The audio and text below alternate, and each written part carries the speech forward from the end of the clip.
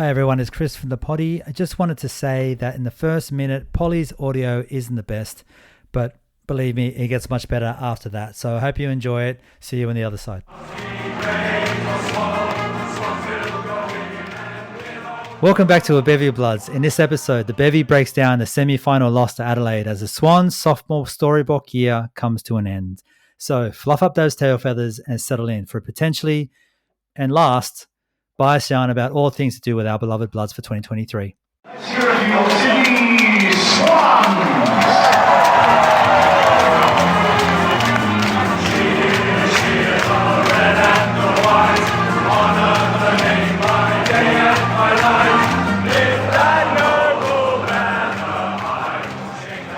Welcome back, friends and family, to the very last AFLW potty for the season, of course, as the girls go down to Adelaide in the semi-final. But good news, we have our true crew of AFLW aficionados, Polly and Steve-O. Welcome back to the potty. Hello. Hey, thanks, mate. Thanks for having us here. No worries. Look, let's get stuck into the score recap and then we can just have some fun as we go, as always. So last Saturday, our Sydney Swans were defeated by the Adelaide Crows by 67 points with a final score of 2-3-15 for the Swans and 12-10, 82 for the Adelaide Crows. All right, Polly, over to you for first impressions. What did you see from the game? Yeah, I guess the best place to start, not the ideal way to go out. I think we kind of hoped that it might have been a little bit more of a competition, but look, you know, it's been a fantastic year regardless, so it doesn't really put that much of a damper on a fantastic season. I think it really just showed the discrepancy between the top four teams and the rest of the pack. But look, it was still, they tried their hardest, they tried their heart out. A couple more scores would have been nice, but I couldn't be prouder at the end of the day. So, yeah. Yep, love it. That's well said, I think. Steve-O, what about you, mate? Yeah, like Polly, really proud of the girls. 7 wins, including winning a final in a season where at the start we probably would have been happy with a win or 2 or 3 as a really good result. To do so well, I think, is fantastic. The game itself, I mean, Polly said it, there's a clear gap between the top 4 or 5 teams and the rest, and in this match, the experience and skill gap against a really, really strong Adelaide team that, you know, is favourites to get itself into a 5th grand final in 7 full seasons, because there was that COVID season where they didn't play the grand final, and potentially a 4th flag out of 7 full seasons is big. Like, we played a really, really strong, experienced team, and yeah, we got done, but they didn't put themselves to shame, not in this game, not throughout the season. The big losses we had were against top 4 teams. This was our biggest loss of the year, which was disappointing for it to happen in the last game of the year, but it was against Adelaide. We lost to Brisbane by 55. We lost to the Crows the other day by 67. We lost to Geelong, who's going to play in the prelim final, by 27. So they were our 3 big losses for the year. And the only other losses we had were the teams that didn't make the finals. We lost by less than a goal and 2 goals. So that shows the gap that Polly's talking about. And, you know, they'll learn a lot from this season. They'll learn way more from this season by playing that first final against the Suns and then getting belted by the Crows in a big final than they would have done if they just sort of putted through the year and finished 9th or 10th. So I think it's a really good outcome just to have been there. Yeah, perfectly said by both of you. Obviously disappointing, but at the same time, as you've both mentioned really, really well, you're looking at 3 different teams that beat us and 3 different teams that are still in it, top 4 teams, and Adelaide being probably the most dangerous of all of them, by, you know, losing by a little bit to Brisbane and the week before. Gowans was pretty hardcore at the very end of the game. And so Scott Gowans actually had a couple of quotes. I'm just going to paraphrase a few of them. He said, getting the opportunity to play in a knockout final against one of the big sides is a great opportunity, but we got our lesson tonight. Work rate was there. We were beaten by a better side. Pressure and the run was up.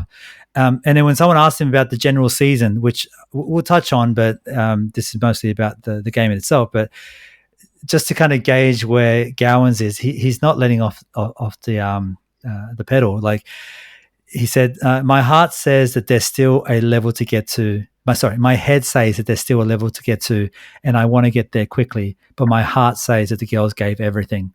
So he really was disappointed by the loss because he's there to win. He's there to win every single game, but in his heart, he says the girls did everything they could to make it happen, and I feel the exact same way as that. I think the girls really did an incredible job, and I dare say the pressure up the entire game was just superb. And what are you going to do? The Adelaide Crows are that much better.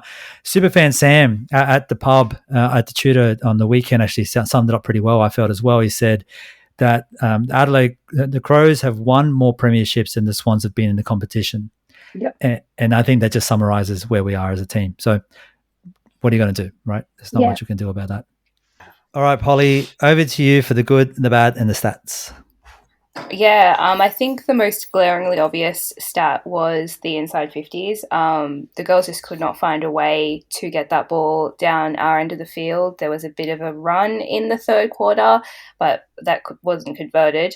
And yeah, Adelaide just knew how to read the ball when every time it came out of their defensive 50. I don't have the stat in front of me, but it felt like we didn't have an inside 50 at all.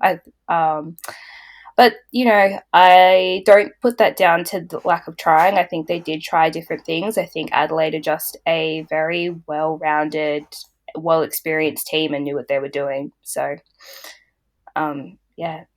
Yep, no, that's fair. Steve-O, what about you, mate? Yeah, it's that, controlling the ball. So in that first quarter, I was watching, and I think we had 2 marks in the whole of the first quarter against Adelaide. Whereas against the Suns, we had 50-plus marks. We controlled the ball really, really well. We spread the ball. We made them chase, made the Suns chase us. Whereas against the Crows, they controlled the tempo of the game. They had so much pressure on us that we just couldn't get those marks in space and those lead-up marks. And we didn't get a single mark inside 50. So 2 marks for the whole quarter, and then none inside 50 for that quarter. Was a clear indication of how the game was going. And then as the match went on, in the end, we got only 3 marks inside 50 for the whole game. They got 12. And then contested marks. We got 1 contested mark for the match. They got 13. So, Jesus Christ, yeah. Yeah, that's a big discrepancy. Because I don't usually like to dwell on stats because I think you can interpret stats in many, many ways to suit your own argument a lot of the time in footy, in everything, not just in footy, but we're talking about footy. But 13-1 contested marks is a huge differential that I think speaks for itself, really. And then I thought that it was quite amazing, actually, that after that first quarter where they really didn't let us control the ball, we were only 8 points behind because going into the game, in my mind, I was thinking, okay, what would I like us to be? If we can be within a goal or so each quarter, so only lose each quarter by roughly a goal and a bit and be within 15 or so, 20 at halftime, then I think even if we've been dominated, we're doing pretty well. And that was the situation. That's what we did. Unfortunately, they came out and kicked a couple of quick ones. Well, the 1 late goal in second quarter and then 2 early in the third, and that kind of put it beyond us. It was going to be too hard. But really, it was just that weight of opportunities. And I checked the stat, Polly. You mentioned the inside 50s for the game. And this is another stat that speaks for itself. 48 to the Crows, 14 only to Sydney for inside 50. So just not getting the opportunity to score. And that was the game. And then they were better. They're a very good team. Like Sam, like you said, he mentioned that they've won more flags than we've had seasons. So, it was a good learning experience. Yep, and as Gowan suggested as well, the effort was there and he was proud of it. Look, the stat line looks awful. They basically won all the stat lines. I'm doing some quick math here. 90 plus 91 disposals, plus 46 in kicks, inside 50s plus was that 34, hit outs plus 30, was that 38?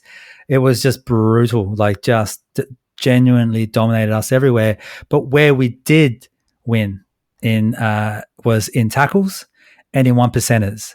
So what you're seeing there is, sure, the other side got everything. They had the ball, they did everything they could, but there was not a lack of trying from the girls. And that's what I saw with my eyes. Kind of the stat lines show the same. We've all suggested the same thing. Gowan's even felt the same way. So yeah, we can say what happened on the day. The Adelaide, obviously a much better team, but the girls should hold their head up high. They finished off the season in a really positive way. Favorite moments. There were quite a few favorite moments. So, Polly, let me pass it over to you. Yeah, I think Chloe Malloy's goal was probably the standout moment of the game for me. When she kicked that goal, I thought maybe we were back in it, but unfortunately didn't. I don't think we scored another one after that. But it just felt like such a captain's goal. Basically took it off her own boot. Didn't even worry about anyone else. She's like, if we're going to win this game, I'm going to be the one to win it. So I'm going to do my best to get the ball. And obviously didn't pay off that way, but it was a beautiful goal. And I think every Swans fan around the country cheered very loudly when that went through. She is a one-girl wrecking crew. When she wants the ball, she gets it. Like, yeah, it's just, you can't say enough about her. We've spoken about her at length this season, and this team is it's hard to describe how much better this team is with her in it. Just her captaincy, her presence as a human being. And then there goes probably one of the better players in the competition. Definitely in the top 5, I'd say, without question. So, yeah, massive. But Steve-O, mate, what do you think? What happened on the game that you saw? For me, the big moment was like the beginning, like the very, very start. So like the achievement of actually being there, of watching the girls run out to play against a big final, like second week of the finals against the dominant team over now 8 seasons of AFLW, and knowing that they'd earned their place out there on the field after a great season and a big first up finals win. That to me was the moment, and then everything else after that, I mean, it was a disappointing result, whatever, but they got there, and there's 18 teams in the comp, and 12 of them didn't get there, and the Swans did an amazing job just to be out on the field. Yeah. I mean, I'm just going to reiterate the effort, the quality of the play. Did what we could. It would have been nice to have a couple of the other players like Morfitt to go out there and finish off the season doing what she can, show her strength and have a final underneath her belt. But at the end of the day, it is what it is. So we'll come back bigger, stronger, harder, faster next year, no doubt. Okay, well, that takes us to the Bob Medal, which is our equivalent of the Bob Skilton Medal. And we give 3, 2, 1 points out to the best Swans players. Again, what seems to be it's like we're doing this on purpose. We don't have anything to give out. So between us, the Brains Trust, what can we give the girls this week? Everything that, we always forget this, but everything's gone wrong while recording this episode, and so it's no doubt that we've forgotten to do it. Okay, so to take everyone past the fourth wall, whatever, earlier, just before we started recording today, I decided to punch a full glass of wine onto my laptop, so I had to get the backup laptop out. Polly has moved house and can't find a microphone. That's why she sounds a bit underwater. And Steve-O has legitimately, we got a message from Ian, and God bless you, Ian. Thanks for listening. And he did it in such a great way. But he basically described Steve-O as a robot because of the way that the microphone sounded. And so between us all, it's just a ragtag bunch of people who love AFL. We're doing the best we can. So do it. Look, we're getting a potty out somehow. So. But I was going to say, I think, what about a bottle of whatever red wine Chris knocked all over his laptop? All right, this is going to be a little bit embarrassing because it's actually a box of cask wine. It's a box wine. Hey, look. It is what it is. And we upgraded because they did play in Adelaide, so a bottle of some sort of Adelaide Hills red wine. Only if I can put it into a box, into a box of goon. There is a reason for it. It's a spearfishing thing. I can use the box to then make a spearfishing flasher to attract the fish. That's why I'm drinking a box wine, but it's still embarrassing. There's no other way to get that piece of equipment besides drinking 4 liters of red wine by yourself. That's the only way you could think of to make this tool. I could have drunk 1 liter of wine, but I felt 4 was better than 1. So here I am. When is it not? All right. So one box of wine out to 3 points for our one and only Tarrant, 2 points for Gardner, and 1 point for Ella Heads. Polly, do you want to take it away with Tarrant? I would love to. Yeah. I think we can just go out straight away and say all the defenders were the best players on the field. They had to really deal with a bombardment, and up until that last quarter, they did keep the margin to not, super big. And Tarrant was the leading factor in that. We've called her this many times. She was the goalkeeper. She kept those balls at bay. She did not let anything get past her for a long time. I saw a lot of buzz about her during the game, and unfortunately probably a little bit too late. Like, we've been on her bandwagon forever. And she deserved to make some teams that she probably didn't make. But look, she just had another phenomenal game. She is really that key defender back there, and just love watching her get better and better. And she had her 22nd birthday this week or last week, and so yeah, just crazy young and crazy good, and an phenomenal season from her. And I'm glad she finally got 3 votes. I think this is the first time she's gotten the 3, so a great game from her. Yep, I think it is too. And Steve, I'll pass it over to you, mate. You've been a massive Tarrant fan longer than basically anyone else in Swans world, mate. Go for it. She's just a smart defender. Like, she's reliable. Her positioning is amazing. Her judgment is absolutely elite. And I think that in the back half of the season, more of the AFL world is starting to get an idea of just how good a player she was. And if she'd had maybe a bit more exposure earlier in the year, then she probably would have been in some of those like league rep teams or whatever you want to call them, like all Australian teams. Yeah. And I think next year she'll kick on and be recognised as one of the best defenders in the comp. And you're already hearing quite a few of the commentators rating her that way. And I think that it's starting to spill out and people are taking notice of her. And so they should. She's a really, really good footballer. And I think that's just the way with defenders, isn't it? That they're not going to get that recognition unless it's they're phenomenal. Yeah, that's it. They're phenomenal. And we weren't winning. She's there. Like we were losing games. It's hard to get attention for players when you're one of the weaker teams. But once we started to push into finals contention, then all of a sudden the world starts to pay more attention to your players. And I think she might be one that got a bit of that. She was also competing with having like 4 or 5 other phenomenal players on the team that got sort of more airtime, I guess, like Laura and Chloe and Morfitt. They all get like huge airtime in the AFL media. So I think like you have 3 players, they don't really look beyond that. But it's nice to see that they finally are. Yeah, that's well said. That's actually a really good point. So yeah, look, 3 points to Tarrant. Can't say enough about her, and massive in this game. Every time the ball goes in the air, you got a pretty good suspicion that she's probably going to get out to it. So, and she just did exactly that. I can't say enough about her. She's incredible. All right, we do have 2 points to what seems to be the staple of the Bob medal for the AFLW season this year. Laura Gardner. Steve-O, mate, I'll let you take it away with Laura Gardner first. It's kind of like it's just expected that she's going to be 3-2-1, right? That's just the way it is.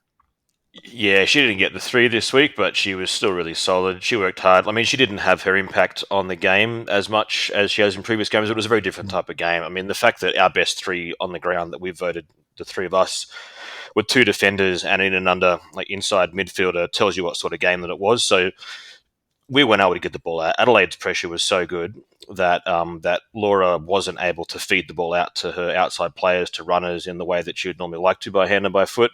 But it didn't mean that she didn't try. She still got, 20-odd touches, 22 it says here. She worked really hard. She made a bunch of tackles, 9 tackles, which I think was one of our highest, if not our highest. So she had a really, really solid day in a midfield unit that was soundly beaten. I mean, if you look at I've got the list here of the top disposal winners on the field, and of the top 1, 2, 3, the top 10 or so, 8 of them are Crows players, or 7 of them are Crows players. So and Gardner, and the other one is our fullback, Ella Head, our halfback. So that tells you the sort of game that it was and the way that the midfield was getting belted, and she held her head up really high. So yeah, she deserved 2. Yeah, 100%. Polly, what about you? What do you want to say about Gardner on the eve of her probably getting the Bob medal? Yeah, look, we haven't done the math, but I think it's going to be quite a landslide. She's just been phenomenal. Another phenomenal game, and it just shows that she makes an impact even in our biggest losses, and she just is so crucial to this team. And it's been phenomenal to watch her this season. And I would have loved that goal to go through. It looked like it was going through. I feel like she's had some bad luck in front of goals this season. That's the one thing she can improve on for next year. But no, like another amazing game from her. She's so stuck into the inside ball, right? She doesn't have any time at the best of times. Yeah. So I mean, she's had a few behind. So she definitely has it in her. It just doesn't convert. Is it just the 1 goal for her this year? I think so. Yeah. Okay. Well. I mean, we're not asking her to kick goals. That's not her No, game, so. I'm not. I'm just saying if she has something wants to improve on during the off season, that would be it. That's the only thing I can think of. You heard it here first. Polly is calling her no good. She's got to hit the scoreboard, Laura. Absolutely not. I wouldn't even dream of it. It's throwing Polly under the bus. How are we going to do? All right. Look, 1 point to our Inner West girl, our local Sydney chapter, Ella Heads. Been an absolute staple in that back line for a long time. Always impressed. Gotten herself into the honourable mentions multiple times this season. Been very, very consistent. Polly, over to you. Ella Heads, your Inner West girl. Yeah, she was phenomenal. I said when I was talking about Tarrant, obviously the defenders had huge games, but her in particular, like, I wish I was counting how many times I said yes, Ella, during the game, because she was just so good at as much as the ball was down that end, she stopped so many more balls from going through. And it's crazy to think of what the score could have been if her and Tarrant weren't there. It would have been an even bigger blowout. So yeah, just another amazing game from her, and again, another really young girl. Can't wait to see how she develops. That back line is just looking so good. It's just so exciting. Love it. Steve-O, mate, what about you? I know you've been a big Ella Heads fan for a long time.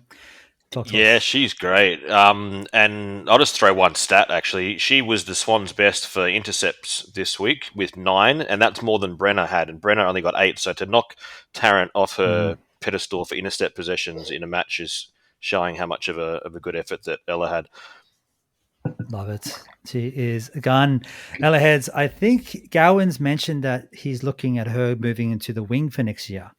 So Interesting. Yeah, he sees like her as build that tank up and then get more position of the ball. I know she's got a great boot. She's got a really good leg on her. So yeah, if she can build out that tank and get more inside minutes, maybe that's what she really wants. And to keep her, that's what it's going to take. And hey, we've got to do what we've got to do. As always, some honorable mentions. Look, I'll go with Hurley. I thought Hurley had a really, really good game. She was tough inside. She had to deal with a lot of the heat.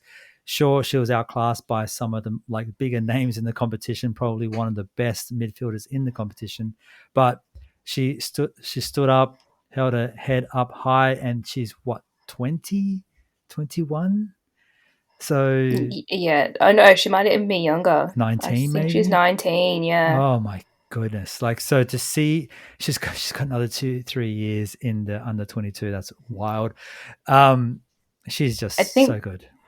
Yeah, and I think another big factor as well. She wasn't really in the fourth quarter from memory and went down in the third, and that's when things really started to get worse. And obviously you can't pin that all on her going down, but I think it did make a big impact. So that just shows how impactful she is to that team and how good she's become.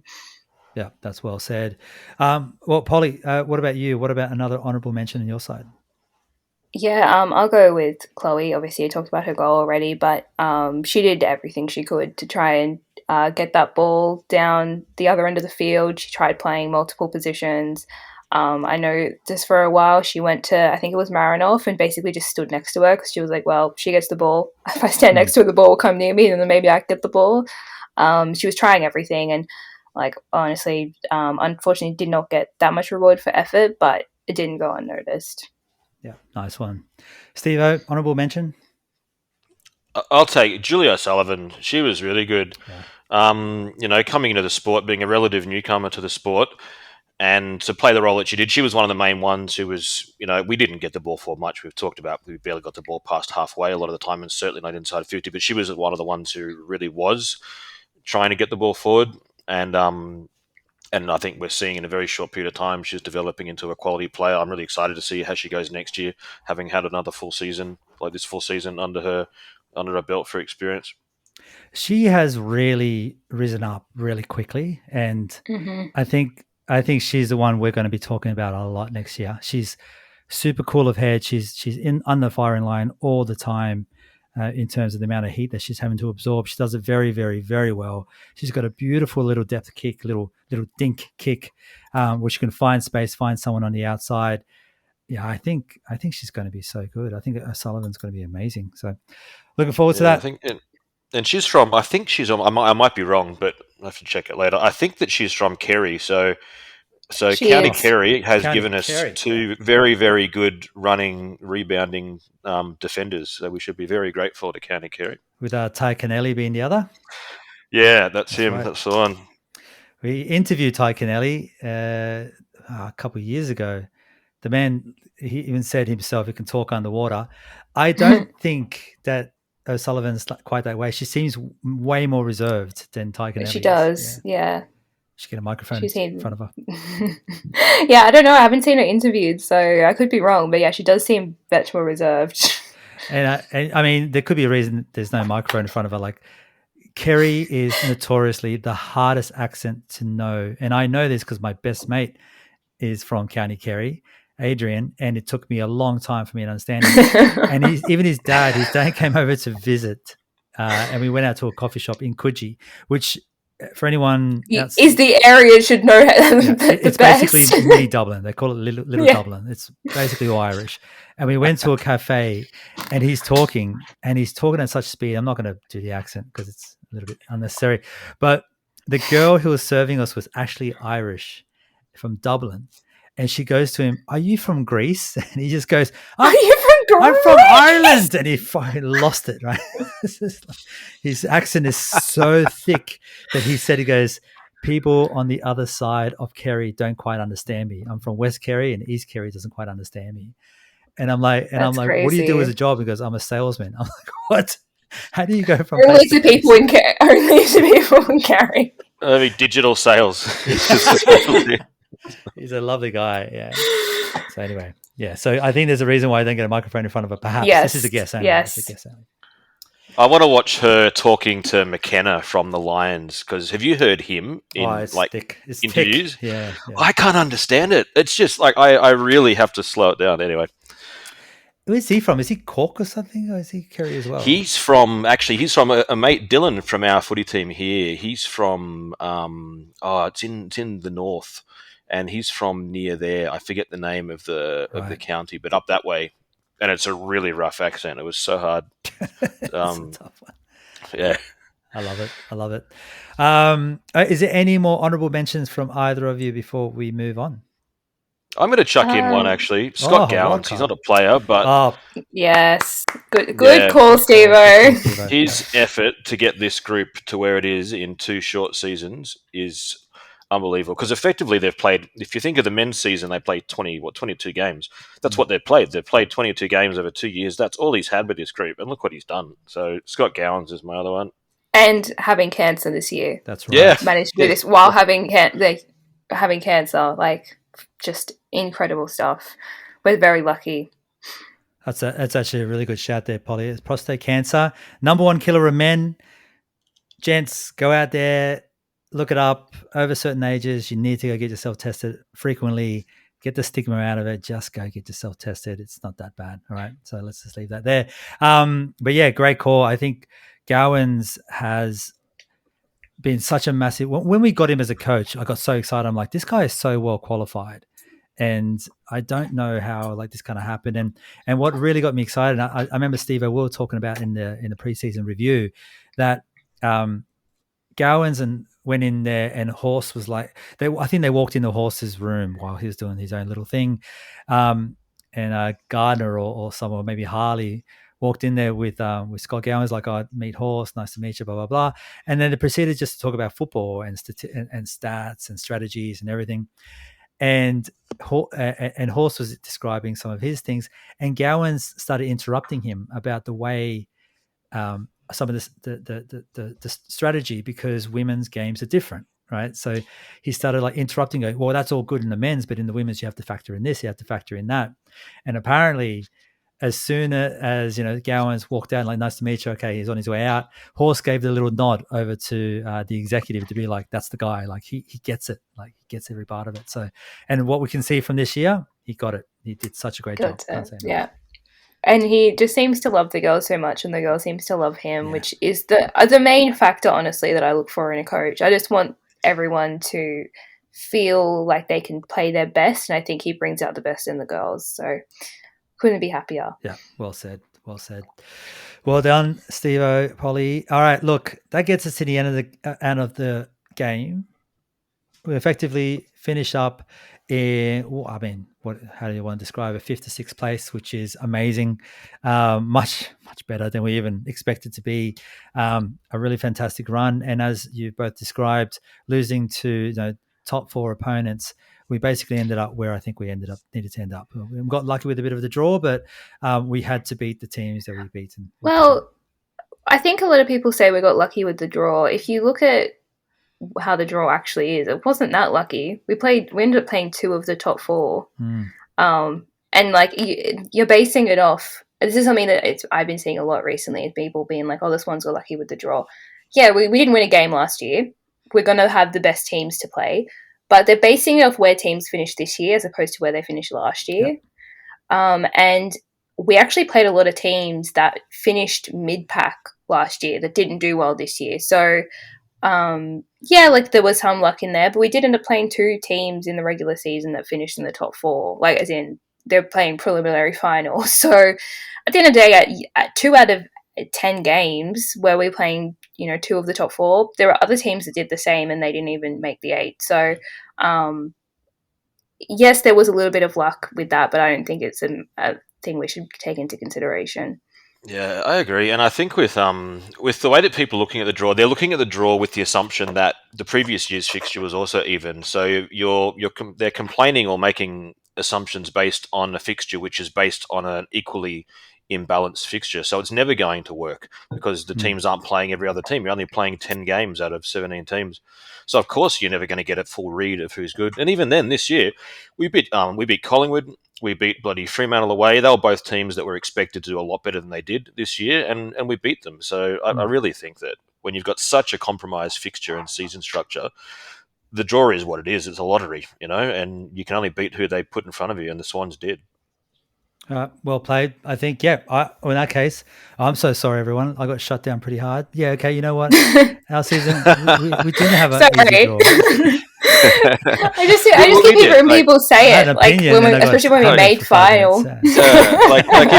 If you look at fair enough. If you look at who we played at the end of the year, but it doesn't really work that way because nobody plays everyone else, and this is why it's so difficult to make comments based on strength of fixture in AFLW. I think compared to many other sports around the world, where it's much more evenly balanced. I was actually looking in the men's season, they played 10 games in AFLW this year and last year and whatever, and the lowest amount of games ever played in the VFL AFL for the men's is 12 in a season, ever in over 100 years, and that was in a season that was affected by the First World War in 1916 or something, and only 4 teams played, and they each played each other 3 or 4 times. So this is what we're dealing with, Yeah. I mean, the way that I look at it is, if women couldn't vote, that doesn't come into the fucking stat line. I'm sorry. If we can't go back that bloody well far. The stat line starts in 1980 at best. And I don't know. This is the way I work. Yeah. But yeah, I totally respect your opinion, Chris, but I just think that when people are saying that they're just saying, they played these 4 bottom 4 teams, but there was no way of knowing those teams were going to be bottom 4 based on the previous season and based on the fact that we don't know. You then have to go back and see what 10 teams they played. There's no there's no way of having a fair draw or a easy draw when you're only playing 10 other teams. Yeah, and what we saw this year too was that we played in the regular season. We got beaten soundly by Geelong and Brisbane, who, like you said, both made the prelim final. So they're both top 4 teams in the end. We lost both of them, fine. We didn't play any other games against teams that made the 8, I don't think, in the regular season, did we? I don't think there was another one. No. But that doesn't really matter because this year there has been such a clear division between the top 4 and 5 and then pretty much everybody else after that. So the fact that we only played 2 of the top 4 or 5, we still played the teams from an otherwise very evenly spread group, I think. Oh, well, you know what? It's tough game in podcasting to have an opinion and then get smacked by it. So even the people that you did a podcast with, that's just life. But I respect both of your opinions. Too high to fight back, and also I'm overpowered. So it is what it is. Yeah, but you also, people should know that Chris is the one who does the editing, so there's a good chance that this conversation doesn't see the light of day. That's a good point. Yeah. I can edit this the way I need to. This is like Fox News all over. If it sounds really choppy, more so than it did before, you know why? If all of a sudden it sounds like, "Hi, Chris, I agree with you," then you know what's happened. It's just the cut. He's just going to cut to where I say, "Chris, I respect your opinion." Yeah, this is all. There's no point in talking because everything out in between here is just going to be cut. It's fine.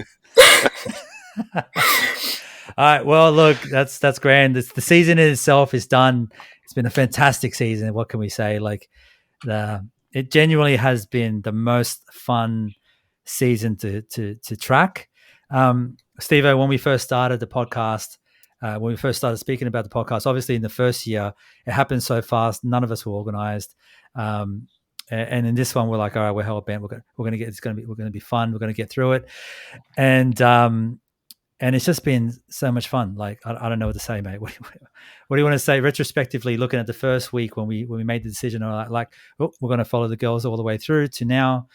Like, I don't know. I'm a little bit lost for words of how fun it's been. Oh, it's been great, and like I'm really glad that the decision was made to continue, because a lot of the AFL media does stop as soon as the men's season stops, and we discussed that we didn't want to do that. We didn't want this to just be not talked about, and then Polly coming along has made it so much more enjoyable, I think, for me, because it's nice to have different discussions rather than just you and me mumbling at each other. It's been really good to have Polly along and bring her knowledge and insight to the game. It's been a really fun 10-12 weeks, and the winning helps. Like, it helps when you win, doesn't it? Yeah. And you're right. And Polly, over to you. The podcast has been significantly better with you in it. It's your passion and suggesting that you're the AFLW Swans fan number one is 100% correct. I feel I would fight anyone in any part of the world otherwise.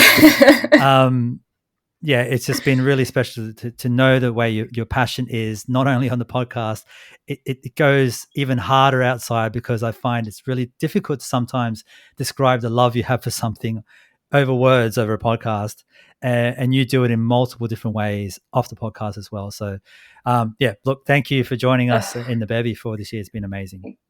Yeah, I honestly have appreciated it so much. Thank you for those kind words. I'm feeling a little bit overwhelmed, but no, it's been so much fun, and thank you for inviting me on, because it's been truly a joy, and it's honestly made enjoying this season even more enjoyable, which I didn't think was possible.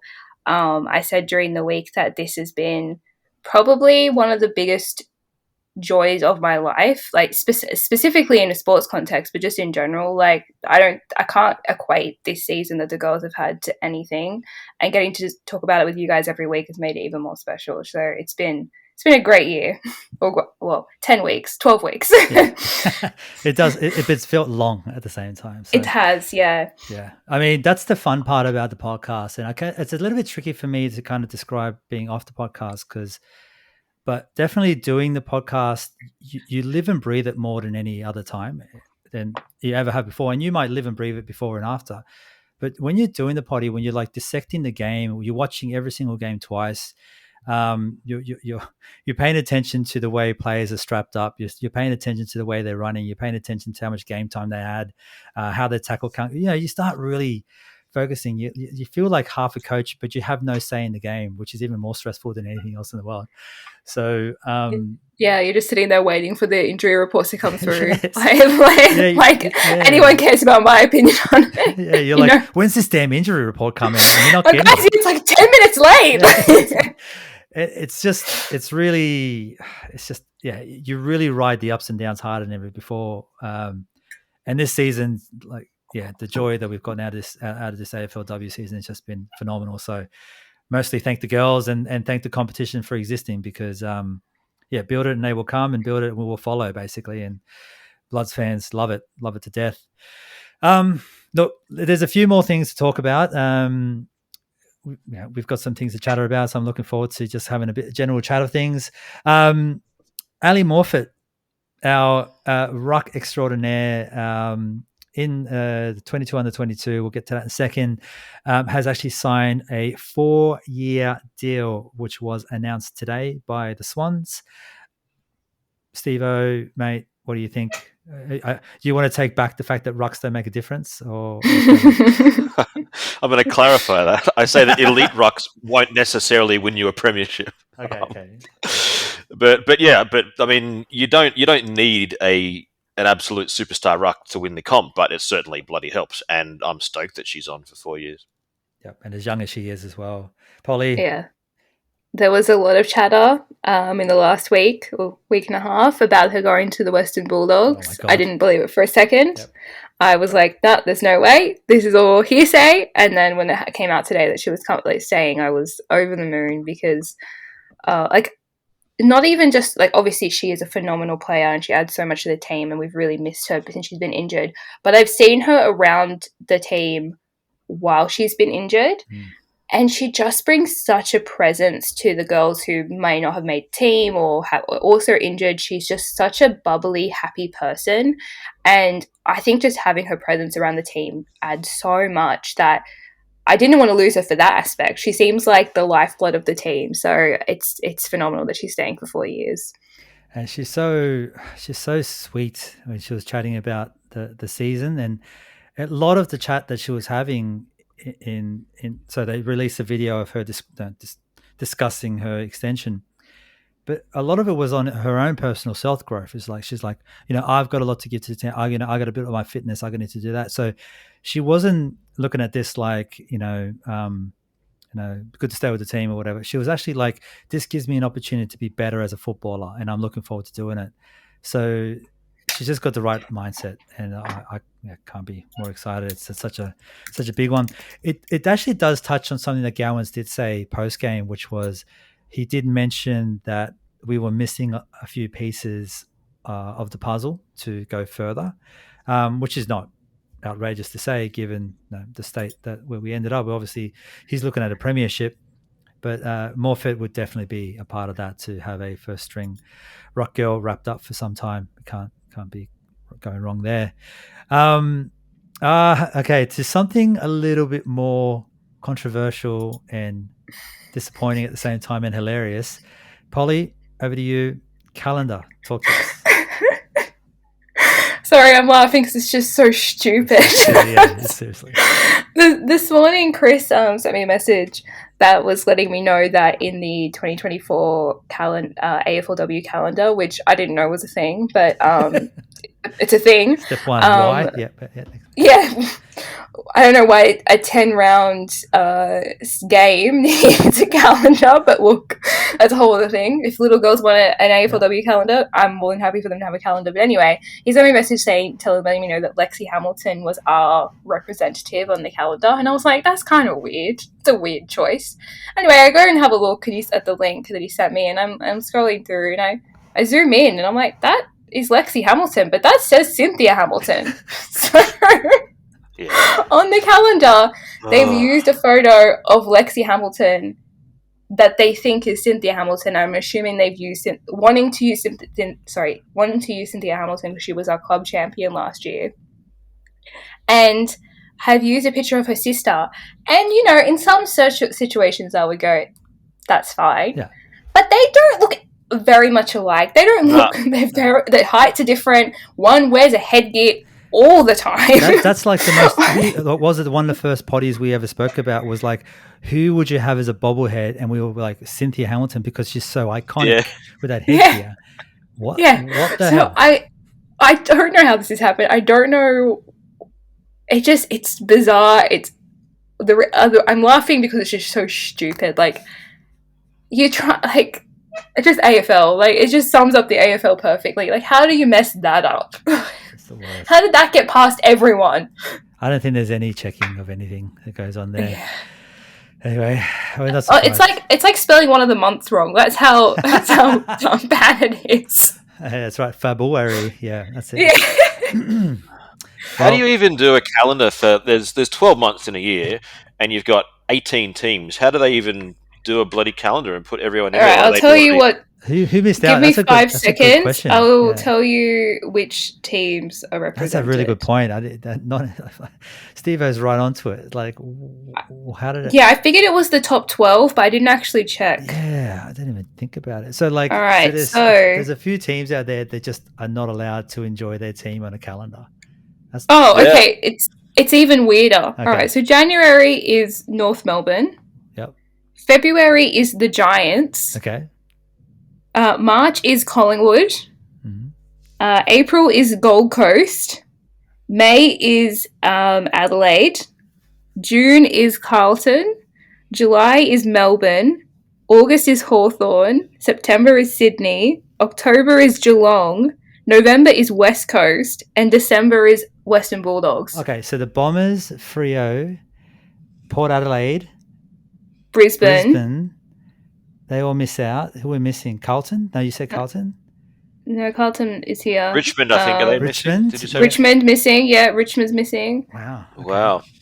I So I guess people aren't buying And St calendars. Kilda. Jesus. yeah, time goes slow on the West Coast. Freo don't need one, but Yeah, jeez. Yeah, so I don't know. You know what? The teams that missed out are on the front page. No. Are you kidding? I'm not kidding. oh, you're kidding! Oh no! Oh, preliminary I'm not prize. kidding. Actually, no. There's one team that's still missing. Port, Freo, Brisbane, Richmond, and Essendon are on the front cover. Okay, so there is still a team missing. Jesus. St Kilda. St Kilda. St Kilda just got no love. No one cares for St Kilda. Is there a back cover? Is there like a back page of the calendar? Maybe it's St Kilda. The back page it shows you what the months are. Yeah, it's a summary. All right. It's a summary, yeah. So Summary St Kilda just no love. If you're a St Kilda fan, I'm sorry, you don't get to know any dates next year. Oh, well, St Kilda, suck it. What are you going to do? It is what it is. Anyway. Well, that's well the calendar. done, AFL. Yeah, Good job, AFLW, well done. smashing calendars, just forgetting teams. Who cares? All right, so good news. 22 under 22. We have a few names there. And to think that all these girls are under 22 actually does my head in. It's wild. Gardner, Morfitt, Ella Heads, and Lucy McAvoy. Lucy McAvoy, I thought was like 40 with the way the maturity is on the field, but she's apparently 22. So that's wild. And I think we had the biggest representation of players in the 22 under 22. Is that right? That is a great question. I think so. I can double check. I can double check, but I'm pretty sure. Had 3, and I think we're the only ones with 4.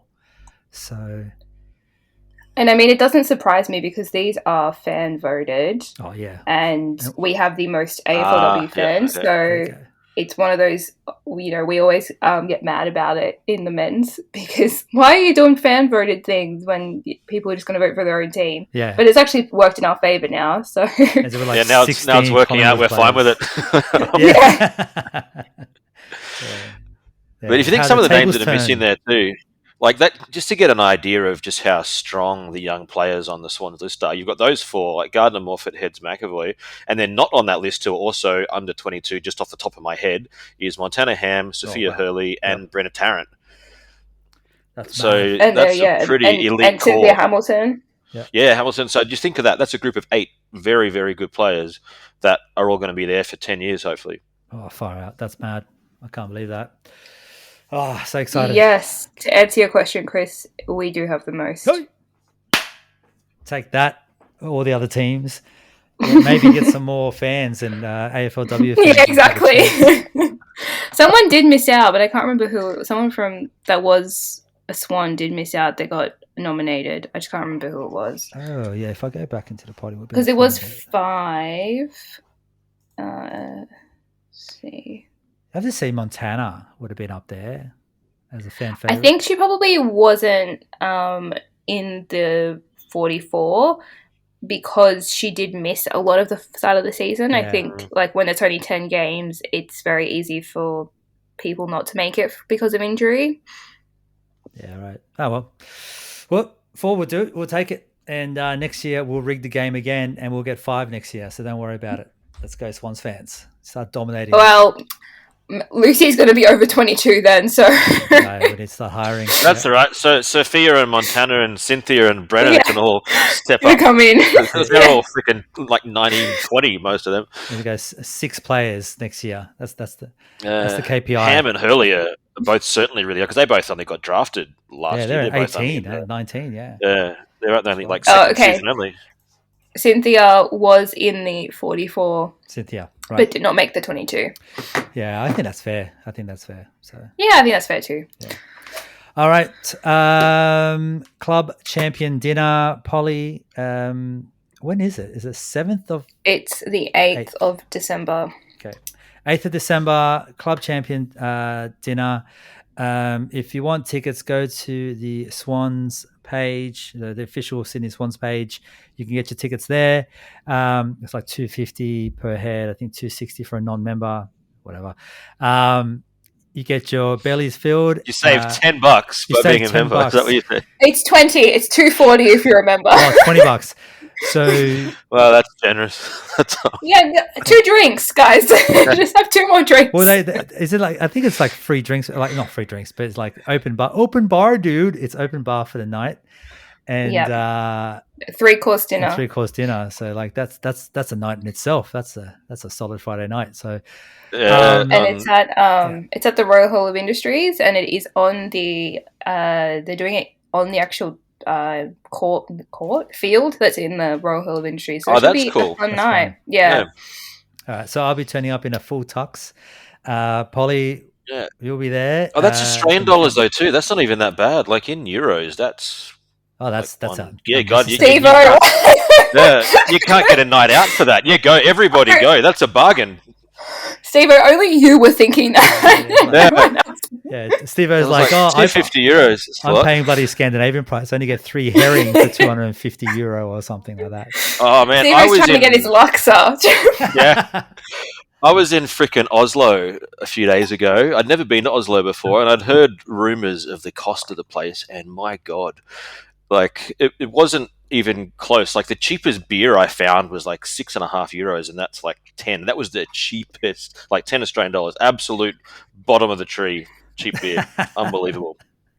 Yeah, that's the way Southeast Asia is the place to be. Like, yeah, 50 cents a beer, no worries, you're sorted.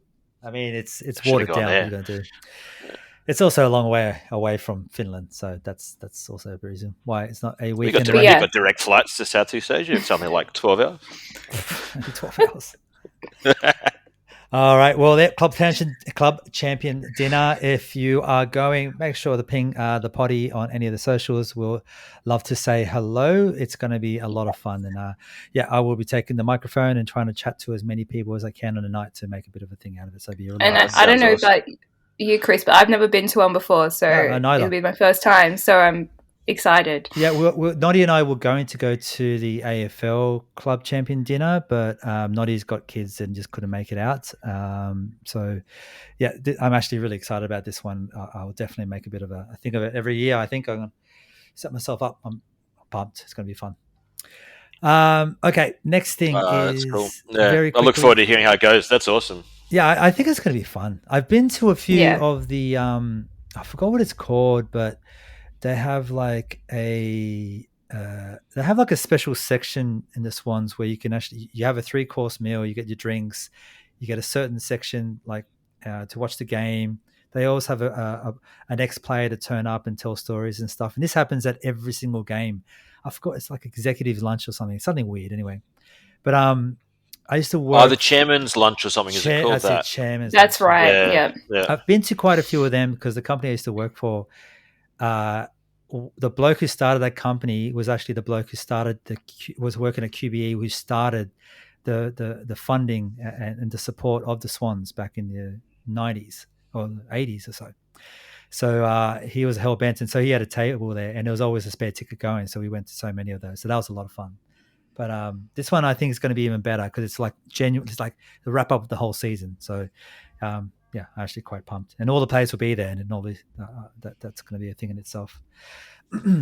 Okay, one quick one. Holly Cooper is our I forgot the term for it, but she is our local pick for the Swans to come in. We get free reign and free pick of a player in our regions of Sydney. And she was the one that got the call up that she's joining the Swannies. Steve-O, do you know much more about the way the ruling goes for this one? I didn't quite understand it. It's an assistance thing to help the 4 expansion sides from a couple of years ago. So us, Port, Essendon, and Hawthorn. So each of those 4 clubs still has a certain level of priority access to players in different zones. So I guess for the Port, it's in South Australia somewhere. Ours is in the pretty much the same region where the Swans Academy is. I think it's almost exactly the same. Actually, I was looking at the map. And so I'm not sure if it's going to continue again after next season, but it's certainly for this season. We have first crack at I think it's up to 3 or something. There's a certain number of players that we get first crack of that are in that zone that are a certain age as well. I forget the exact age group, but it's got to be within a certain age. And so Holly Cooper's been picked up that way, which is great. And I saw on the Swans media, I think it was, and she seemed like really, really stoked to be coming to Sydney. They did like a phone call with her, and Scott Gowan's telling her that she had a spot on the list. It was really nice. Those damn videos make me weep up every time, eh? When they first get the call to be like, oh yeah, you're joining the team. It tears me apart a little bit. It's so nice. It just must be such a special occasion for that person and the whole family. So yeah, welcome aboard, Holly. Looking forward to talking about you for many years to come. Let's hope for that. Okay. Who had this question?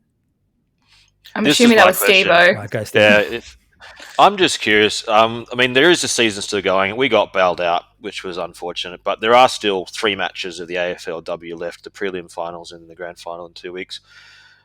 I'm just interested in who your picks are. So we got North Melbourne playing the Crows this week, and then Brisbane playing Geelong. So who's going to win this week, and who's going to win in 2 weeks, and then we can see who got it right. Polly, do you want to go first? I've picked mine. Sure. In my head. Okay, sure. So I think North Melbourne's going to get over the Crows for no real reason in particular. I just think that they had a bit of a bogey with the top 4 teams, and since they beat Melbourne, I think they're going to be on a bit of a high, so I can see them beating the Crows at home. And then Brisbane, Geelong. I'm actually going to go Geelong, only because in round 2, when we played Geelong, I said Geelong was my favourite for grand finalists, to win the flag. So I'm staying with them. They've made it this far, so I'm staying with them. So I think they're going to go all the way. All right. This is good because I'm the opposite to both of those choices. I go for the Crows, apart from the fact that I think they're a very, very strong side. I also can't bring it to myself to ever think of anything nice about North Melbourne Kangaroos ever since they booed Goodsey off the pitch. I would never like that club. So that's fair. That is very fair. I hope they get wooden spoons for the rest of their lives. So go the Crows. And Brisbane versus Geelong, going for Brisbane, I just think they're a better team. That's as simple as that. Yeah. But I really applaud Polly to you sticking to your guns. I like that. So yeah. And also, part of the podcast is I can go back and find it and I can bring it up. You can. Yeah? And then you sure can. And then expose you for the lie you are, but it is what it is. I'm fairly certain. I definitely said it on Twitter. So if I didn't say it on the potty, I've got receipts, I do recall guys. you saying on the potty, honestly. So yeah. All right, Naughty. Steve-O, mate, what do you think? All right, so Polly said North versus Geelong grand final, and who did you say to win? What was your premier? Geelong. Oh no, and then Chris didn't say his. I didn't say mine. I'm going to go Brisbane to upset against the Crows again.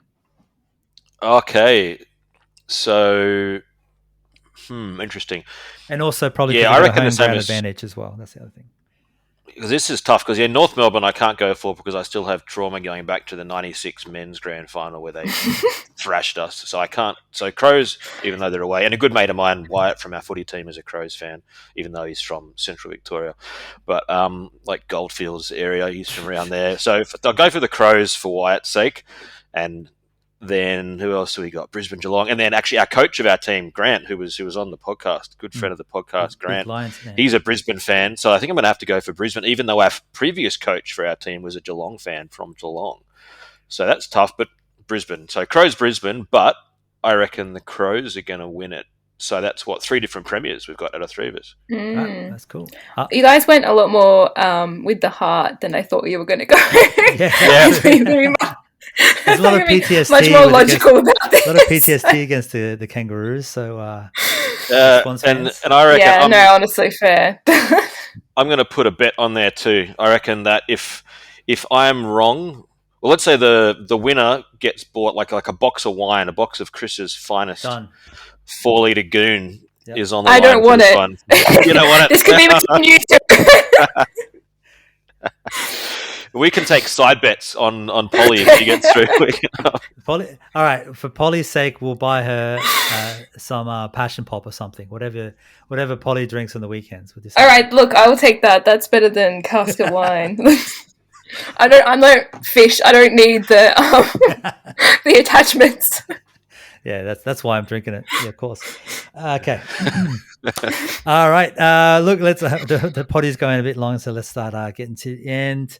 I met a gent at the Tudor. I'm sorry, I've forgotten his name. Egg something. I spent most of the podcast now looking for. He'd send me a message, and I can't for the life of me find it. I found freaking Instagram, Twitter, Facebook, everywhere. Can't find it.